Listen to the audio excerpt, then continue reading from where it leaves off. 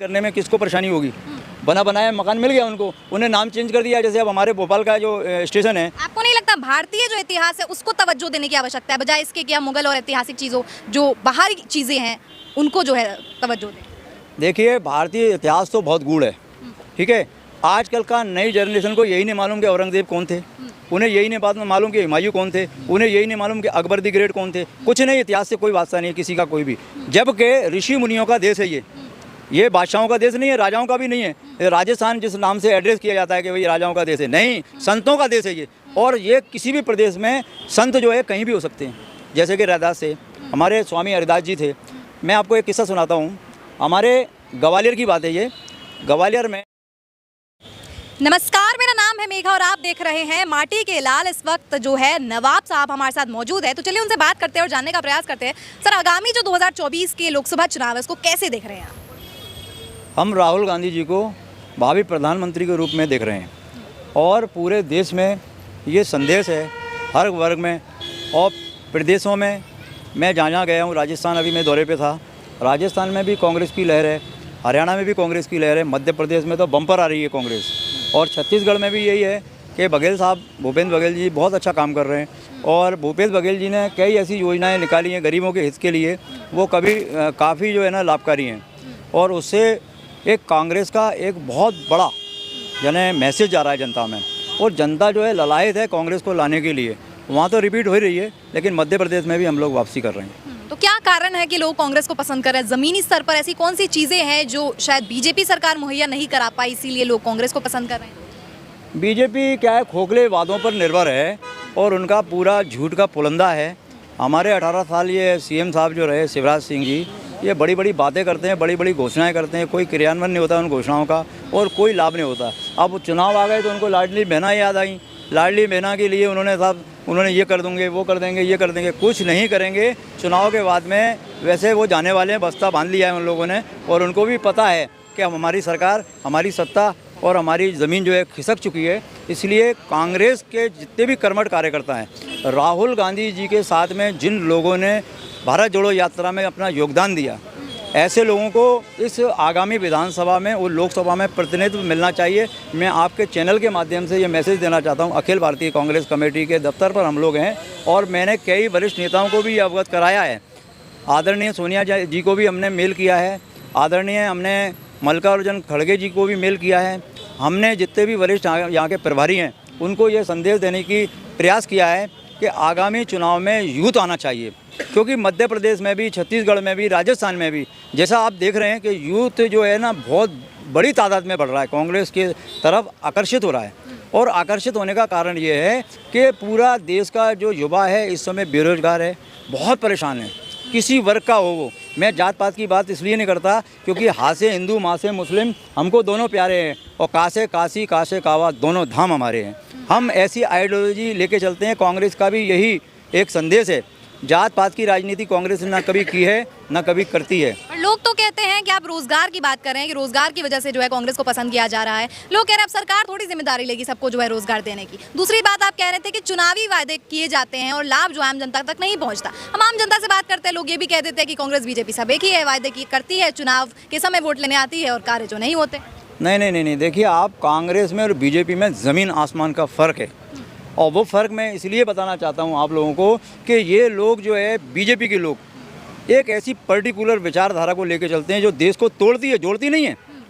वो ऐसी विचारधारा रखते हैं जिससे देश का बहुत बड़ा नुकसान होने वाला है। मैं आपको अभी से अवगत करा रहा हूँ इस चैनल के माध्यम से, आप ये मेरी बात पहुँचाएँ जन जन तक कि हमारे बीच में जो एक पहले भाईचारा था, पहले जो हिंदू मुस्लिम एक थाली में खाना खाता था, हम लोग साथ में पढ़े। एक शर्मा जी हमारे बहुत परम मित्र हैं, मैं वैष्णो देवी गया हूँ, कई बार मैं उनके दर्शन करने गया। हम महाकाल जाते हैं, हम तमाम सारी जगह मंदिरों पे भी जाते हैं, बड़े आदर से, सम्मान से हम लोग जाते हैं। ऐसा नहीं है कि हम मुस्लिम हैं तो हम उनका विरोध करें या उनके धर्म को बुरा बोलें, ऐसा हमारे मज़हब में सिखाया ही नहीं जाता है, क्योंकि हम परम पिता परमेश्वर को एक मानते हैं। ईश्वर की सभी संतानें हैं, अव्वल अल्लाह नूरो पाया, कुदरत दे सब बंदे, एक नूर से सब जग उपजा, कौन बोले को मंदे। तो हम तो वो विचारधारा के लोग हैं। हमारी कांग्रेस पार्टी ने जो हमको एक ज्ञान दिया है, एक हमको जो ट्रेनिंग दी है, हर शिविर के अंदर यही मैसेज दिया जाता है, हर कार्यकर्ता को यही मैसेज दिया जाता है कि जात पात जितनी कम हो उतनी कम है। समानता का व्यवहार, समानता की एक बात करते हैं, सबका विकास, सबका साथ, सबका विकास, ऐसी विचारधारा कांग्रेस लेके चली आप है। कह रहे हैं तुष्टीकरण की राजनीति जो है वो भाजपा जो है पसंद करती है और उसको प्रोत्साहित करती है, यानी बंटवारे की राजनीति। लेकिन उत्तर प्रदेश की बात करूं, उत्तर प्रदेश में लोग कह रहे हैं प्रशासन काफी सख्त है,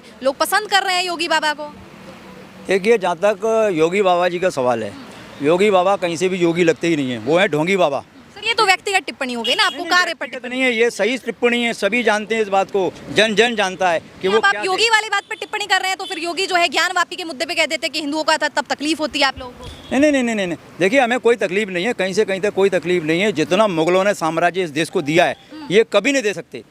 ये क्या देंगे? ये 18 साल में साले नंगे हो गए, अब ये क्या दे सकते हैं? किसी को कुछ नहीं दे सकते। आप कह रहे हैं मुगलों ने बहुत कुछ दिया है भारत। जी, भारत को नहीं दिया, पूरे विश्व को एक मैसेज दिया है। अकबर दी ग्रेट ने पूरे विश्व को एक मैसेज दिया है, हिंदू मुस्लिम एकता के प्रतीक।